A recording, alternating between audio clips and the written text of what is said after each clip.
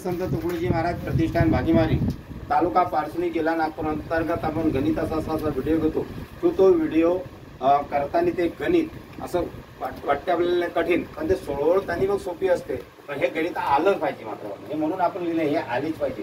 समजा अच्छे गणित आले नाही तर तुम्ही कॉम्पिटिशन स्पर्धे परीक्षेमध्ये जर गेलात तर तुम्हाला ह्या स्पर्धे परीक्षेमध्ये असे गणित असतात. म्हणून आतापासून तुम्ही हे गणित सोडवण्याची सवय लावली तर तुम्हाला भविष्यामध्ये फार गणित सोपी जाईल आणि मग तुमचा इंटरेस्ट वाढेल आणि वाढल्यानंतर तुम्ही वारंवार हे गणित करायला सांगा. बघा आता आपण या गणिताचं पूर्ण उत्तर येते 11/4.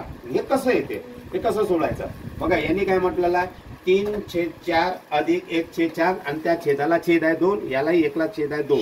तशा प्रकारे काय करायचं आपण नेहमीप्रमाणे जसं शिकलेल्या तसंच 3ला वर्ग आहे या 3चा वर्ग सोडून टाकायचा. किती येते 3चा वर्ग 9. मग आता 3चा वर्ग 9 आला तर हा 9 लिहून टाका तुम्ही. झालाय सोपी पद्धत.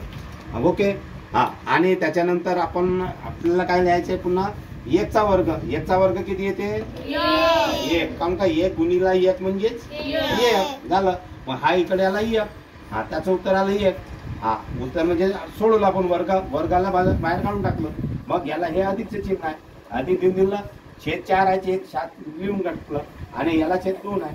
आता हे पुढचं सोडवता येईल का नाही आता तुम्हाला झालं सोबी. याच्या आधीचे तुम्ही व्हिडिओ बघा, त्या व्हिडिओमध्ये तुम्हाला हे सोडून दाखवलेलं आहे की ज्याचा छेद सारखा नाही त्याचा काय करायचं आपल्याला तिरकस गुणाकार. म्हणजे गुणाकार करायचा कसा 9 आणि 2चा गुणाकार कसा करावा लागेल आपल्याला 9 गुणिला 2 हा 9 गुणिला 2 अधिक 4 गुणिला 1 4 गुणिला 1. Very good. हा थांबा हा थांबा 1 मिनिट.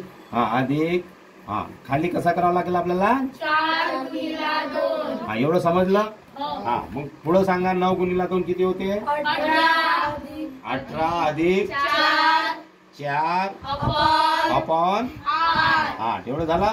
हा मग आता हे साधी बेरीज आहे. 18 किती होते हा 22. 22 भागीला 8. मग आता याच्यात 2चा भाग जातो का नाही. हा मग इथे किती येते 22 मध्ये 2चा भागीला 18 येते आणि 8 मध्ये 2चा भागीला किती येते 4. झालं आलं उत्तर.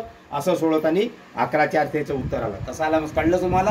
बस असे या पद्धतीने सोडवलं तर तुम्हाला असं दिसणारं गणित कठीण हे सोपं होतं. म्हणून हे लक्षात घ्यायचे. सोडवण्याची पद्धत तुम्हाला सांगितलेली आहे, हे लक्षात घ्यायचं.